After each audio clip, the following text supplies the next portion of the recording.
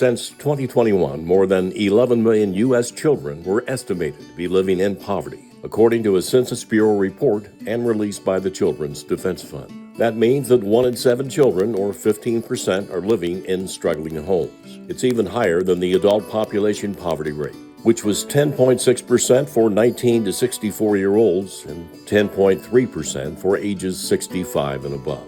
Some factors affecting children's poverty were the cost of caregiving, transitions to a single-parent household, unemployment of parents, and disabilities of family members. Poverty levels are disproportionately higher among non-white populations.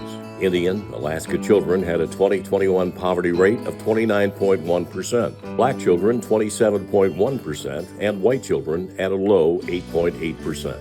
Children growing up poor can have wide range and long-lasting results. Poverty raises a child's risk of experiencing behavioral, social, emotional, and health challenges. Child poverty also minimizes skill-building opportunities and academic outcomes, stifling a young person's capacity to learn, graduate high school, and obtain gainful employment. In America, a family of 4 with annual earnings below $29,678 is considered poor. The figures stipulate that children living in poverty can only represent those under age 18 that are living in families with incomes below the poverty level. The child poverty rate in the U.S. has risen dramatically since 2022, when pandemic benefits started to run out. In 2020, child poverty hit a historic low of 5.2%. Other reasons the poverty rate has risen since then: lower wages, inflation, increased health insurance costs, and a loss of the federal child tax credit. The Congress in 2021 increased the amount of the credit as part of the American Rescue Plan, which expanded eligibility to include millions more low-income families. It initially reduced the child poverty rate, but when the pandemic relief ended, millions of families lost out on this credit for their kids, saying they didn't make enough money. This while married couples making hundreds of thousands of dollars a year do still get their full child tax credit of $2,000 a child. The Children's Defense Fund stated that this is an upside-down policy. They said this happens because the children who need it the most get the least, while higher-income children get more.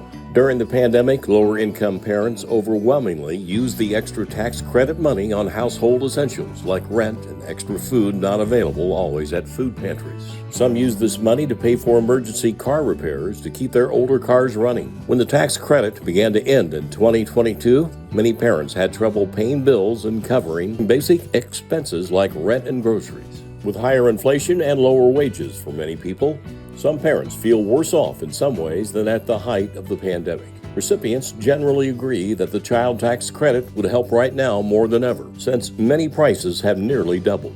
There has been a push in Congress to try to revive the child tax credit, at least on another temporary basis. So far, there is a continuing stalemate on how best to do it. Democrats want it as part of broader tax negotiations overall. Republicans have their own proposals, generally for a smaller credit with work requirements. Florida Senator Marco Rubio has said that Republicans need to have a pro-family agenda with an expanded child tax credit as part of that. At the state level, there has been lobbying for states to adopt their own child tax credit. This would provide help to low-income parents from a more local level. This is H.A. Graves.